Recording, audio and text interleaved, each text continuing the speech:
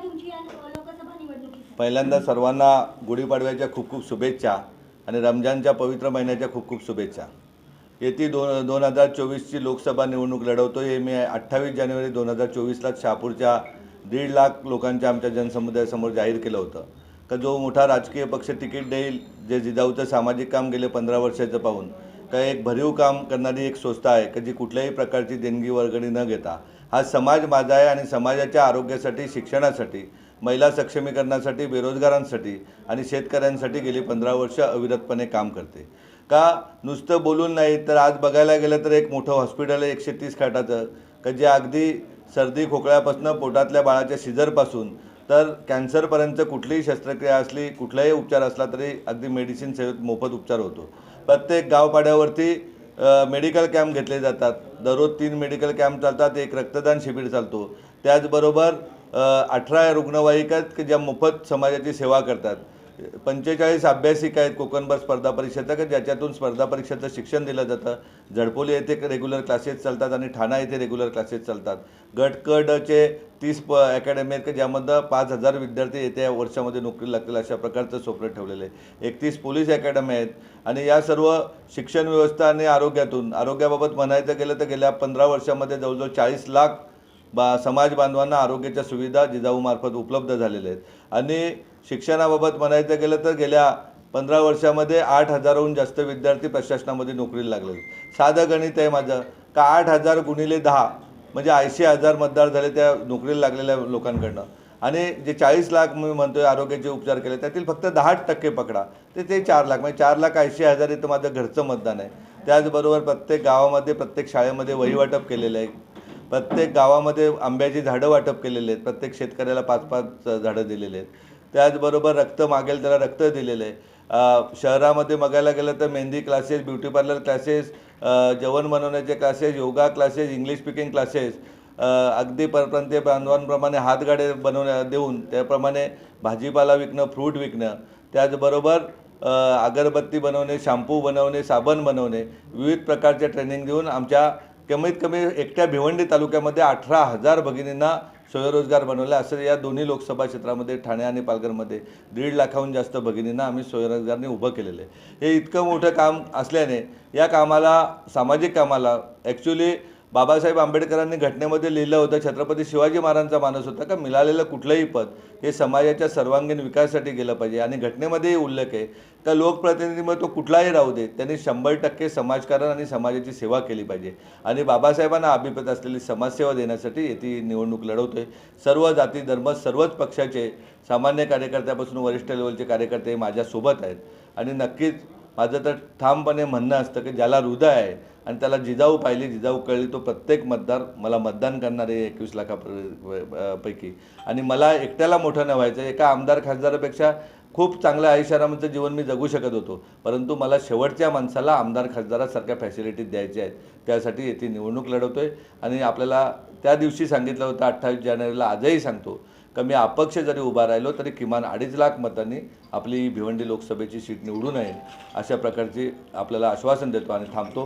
जय जय महाराष्ट्र। तुमचं जे नाव आहे ते काँग्रेसकडनं घेतलं जात होतं, नेमकं असं काय झालं की अचानक राष्ट्रवादीला ही सीट देण्यात आली आणि आजही काँग्रेस पक्ष त्याला विरोध करतोय, मात्र तेव्हाही ते तुमच्या नावाला पसंती देत नाहीयेत, दुसऱ्या कार्यकर्त्यांना पसंती देतात, काय सांगा? त्यामध्ये ठाण्यातला एक किडा आहे, वळवळा किडा आहे ना, त्या किड्याने सगळी वळवळ केलेली, त्यांनी बाळ्यामामाला पण बिचारायला फसवलेलं आहे, त्यांनी कुठेतरी चिटिंग केलेली आहे आणि तो चिटिंग करून तो किडा वळवळत त्यांनी पवारसाहेबांच्या डोक्यात घातलेला आहे।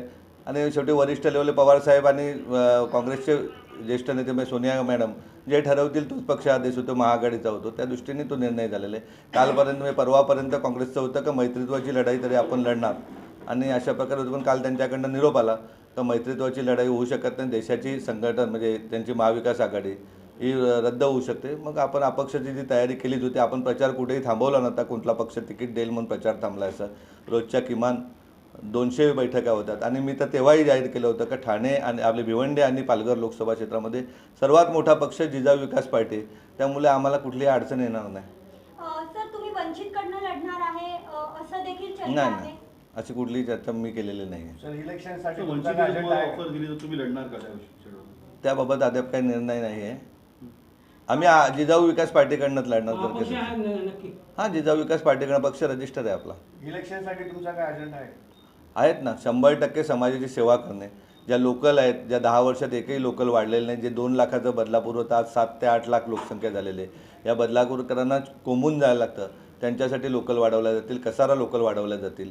त्याचबरोबर पिण्याच्या पाण्याची गैरव्यवस्था शहरी आणि ग्रामीण भागात सारखीच आहे, ती गैरव्यवस्था सोडता येईल. आमची कुठलीही भगिनी उपचाराशिवाय दगावली तर त्याचा पूर्ण जबाबदार मी असेन, अशा प्रकारची व्यवस्था करू. कुठलाही विद्यार्थी शिक्षणापासून वंचित आहे त्याची जबाबदारी एक खासदार म्हणून माझी असेल, एवढं आपल्याला मी सांगतो आहे. त्या दृष्टीने 100 आरोग्य क्लिनिक करण्याचा सुरू माझा प्रयत्न आहे.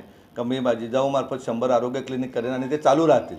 आज आपण बघायला गेलं तर आमचे 3 आरोग्य क्लिनिक ऑलरेडी चालू आहेत भिवंडी लोकसभा क्षेत्रात, भिवंडी आणि कल्याणमध्ये. त्याचप्रमाणे ज्या CBSE शाळा आहेत त्या 49 बांधायच्या होत्या, परंतु इथला खासदार म्हणून माझी जबाबदारी असेल का 25 शाळा या भिवंडी लोकसभा क्षेत्रामध्ये कार्यान्वित करण्यात येईल. भिवंडीचं IGM राहू दे, वाड्याचं रुग्णालय राहू दे, शहापूरचं उपजिल्हा रुग्णालय राहू दे, बदलापूरचं रुग्णालय राहू दे किंवा मुरबाडचं रुग्णालय राहू दे, रुग्णालय आणि शिक्षण या दोन्ही गोष्टीकडे माझ्या गांभीर्याने लक्ष असेल. आणि आरोग्य लोकांना शासनाकडूनही जास्तीत जास्त आरोग्य सुविधा कशा मिळतील अशा प्रकारची व्यवस्था मी करेन. शैक्षणिक सुविधा कशा मिळतील याबाबत प्रयत्न करेन. रोजगाराबाबत म्हणायचं गेलं तर जी भिवंडी 90-91ला होती तशा प्रकारची टोरेंटोला हटवून चांगल्या प्रकारे परत भिवंडी आम्ही न्यायिक लढाई लढतो आहे चन्ने साहेबांच्या बरोबर, का न्यायालयीन लढाई लढून हे टोरेंटोला इथून हाकललं जाईल अशी व्यवस्था आम्ही नक्कीच करू. आणि इथे परत लूम्स चालतील, परत समृद्धी या भिवंडीमध्ये दिसेल अशा प्रकारची व्यवस्था करू. ठाणे, आपले कल्याण किंवा भिवंडी, बदलापूर प्रत्येक झोपडपट्टीमध्ये गरिबांच्या मुलांना प्रायव्हेट कोचिंग क्लासेसची व्यवस्था करण्यात येईल. सर बिलिंग नंबर 2.5 लाख सांगितलेले आहेत आणि तुमच्याकडे 2.5 लाख नंबर्स आहेत, वोटर्स आहेत असं म्हटलं तुम्ही आता. 2.5 लाख वोटर ना, 2.5 लाख वोटिंगने आम्ही निवडून येणार.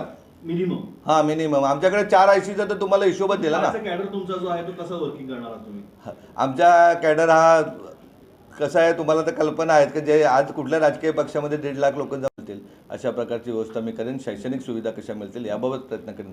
रोजगाराबाबत म्हणायचं गेलं तर जी भिवंडी 90-91ला होती तशा प्रकारची टोरेंटोला हटवून चांगल्या प्रकारे परत भिवंडी आम्ही न्यायिक लढाई लढतो आहे चन्ने साहेबांच्या बरोबर, का न्यायालयीन लढाई लढून हे टोरेंटोला इथून हाकललं जाईल अशी व्यवस्था आम्ही नक्कीच करू. आणि इथे परत लूम्स चालतील, परत समृद्धी या भिवंडीमध्ये दिसेल अशा प्रकारची व्यवस्था करू. ठाणे, आपले कल्याण किंवा भिवंडी, बदलापूर प्रत्येक झोपडपट्टीमध्ये गरिबांच्या मुलांना प्रायव्हेट कोचिंग क्लासेसची व्यवस्था करण्यात येईल. बिलिंग नंबर 2.5 लाख सांगितलेले आहेत आणि तुमच्याकडे 2.5 लाख नंबर्स आहेत, वोटर्स आहेत असं म्हटलं तुम्ही आता. 2.5 लाख वोटर ना, 2.5 लाख वोटिंगने आम्ही निवडून येणार. मिनिमम हां, मिनिमम. आमच्याकडे 4 ICचा तर तुम्हाला हिशोबच दिला ना. कॅडर तुमचा जो आहे तो कसा वर्किंग करणार आहात तुम्ही? आमच्या कॅडर हा कसा आहे तुम्हाला तर कल्पना आहेत की जे आज कुठल्या राजकीय पक्षामध्ये 1.5 लाख लोक जमा करू शकतो. आमचा कॅडर खूप मजबूत आहे, सर्व जाती धर्मायुक्त आहेत. आमच्या भगिनीही खूप मोठ्या प्रमाणात काम करतात. आज बघायला गेलं तर स्वातंत्र्याच्या इतिहासानंतर 76 वर्षानंतर मुसलमान ताई दिदी पहिल्यांदा बाहेर आलेले प्रचारासाठी. म्हणजे काहीतरी तिला आशा वाटतेत ना जिजाऊकडनं. सर तुमच्याबरोबर भाजपचे काही पदाधिकारी देखील जोडले गेले, ते तुमच्या साठी मदत करणार. अहो, तुमच्यासारखे पत्रकार आहे, ज्याला हृदय आहे तो प्रत्येक माणूस जिजाऊच्या बरोबर असेल. जर एक शेतकऱ्याचा मुलगा झडपोलीवरून भिवंडीला बसने प्रवास करून इथे शिक्षण घेतलेलं आहे आणि भिवंडीचे एहसान फेडण्यासाठी तो जर लोकप्रतिनिधी म्हणून परत जर भिवंडी त्याला समृद्ध करायचे तर हर नागरिक माझ्याबरोबर, 21 लाख मतदार माझ्याबरोबर, तेवढं सांगतो तुम्हाला. मला कोणाला एकाला टार्गेट करायचं नाही. जे उभे आहेत तेही माझे मित्रच आहेत, त्यांच्याबद्दलही मला वाईट कोणाला बोलायचं नाही. नाही खासदार साहेबांना बोलायचं, नाही बाळ्यामामाला बोलायचं, ते आमचे मित्रच आहेत. का उद्या निवडणुकीनंतर आम्ही एकत्रच येणार, म्हणजे नाती गोती संबंध हे राहतच राहतील. त्याच्याबद्दल कुणाचं मत नाही. मला माझं जे चांगलं काम आहे तशा प्रकारची व्यवस्था शासनाकडून करून घ्यायची. का आज 8 CBSE स्कूल आहेत, 45 वाचनालय आहेत. ते गावोगावी मला या लोकसभा क्षेत्रामध्ये प्रत्येक गावामध्ये वाचनालय उभं करायचं आहे.